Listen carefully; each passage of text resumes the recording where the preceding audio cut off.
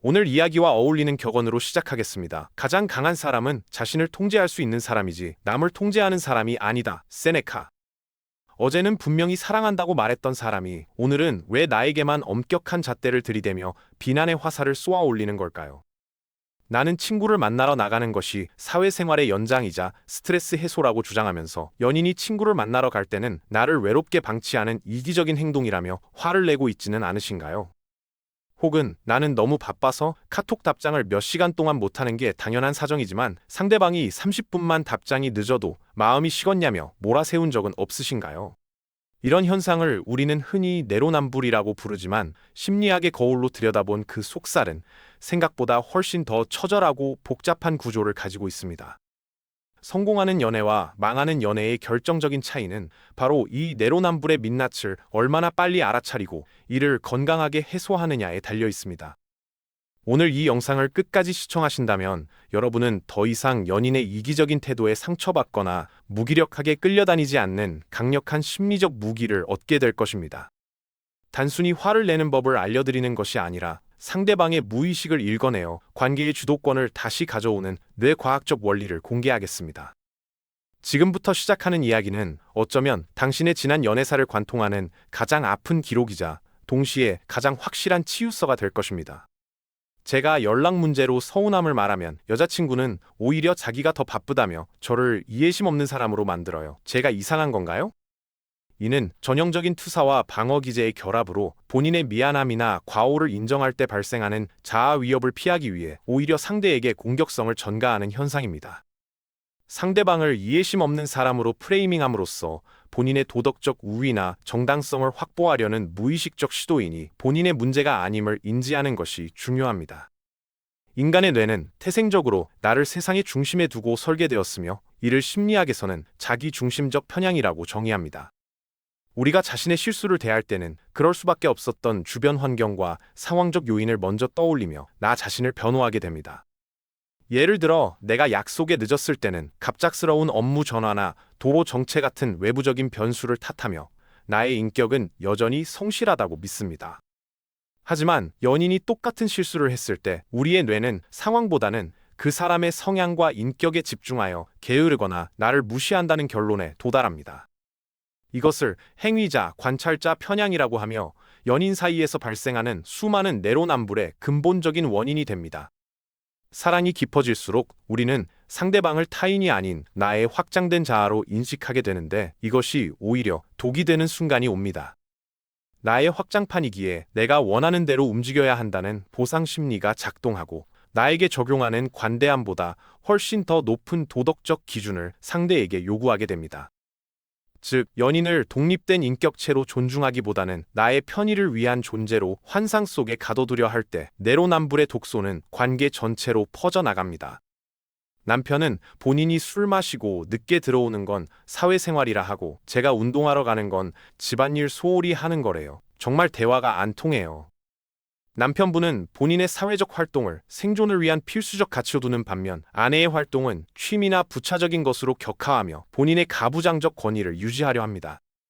이는 역할 고정관념에 기반한 인지적 오류로 자신의 편익을 보호하기 위해 타인의 욕구를 평가절하하는 이기적 편향의 전형적인 모습입니다.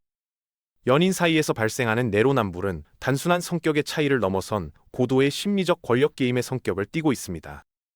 내로남불을 일삼는 사람들의 무의식 밑바닥에는 상대방을 내가 통제 가능한 범위 안에 두어 자신의 불안감을 해소하려는 욕구가 도사리고 있습니다.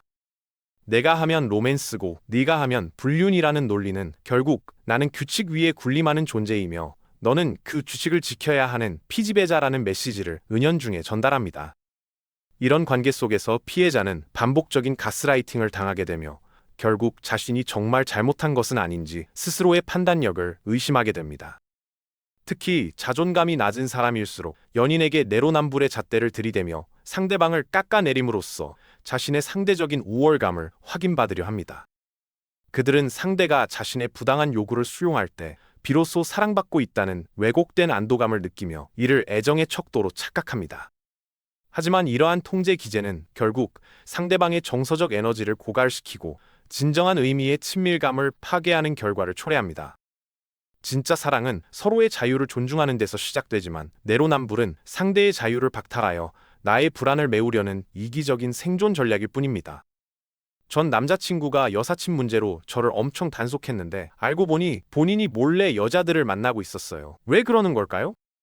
이는 심리학의 투사 개념으로 설명할 수 있는데 본인이 부정한 욕구나 행동을 하고 있기 때문에 상대방도 그럴 것이라고 확신하며 미리 단속하는 것입니다.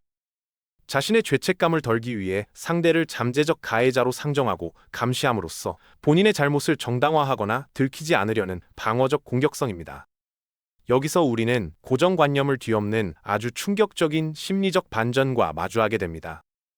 당신을 끊임없이 검열하고 비난하며 내로남불을 일삼는 그 사람은 사실 당신보다 훨씬 더 유약하고 결핍된 내면을 가진 존재입니다. 강한 척 권위를 내세우고 엄격한 잣대를 들이대지만 사실은 당신이 떠날까봐 혹은 당신에게 무시당할까봐 전전긍긍하는 겁쟁이일 가능성이 큽니다. 심리학적으로 볼 때 내로남불은 타인에게 투사된 자기 혐오의 변형된 형태라고 볼 수 있습니다. 자신이 가진 단점이나 고치지 못하는 습관을 연인에게서 발견했을 때 그것을 견디지 못하고 격렬하게 비난함으로써 자신의 치부를 가리려 하는 것입니다.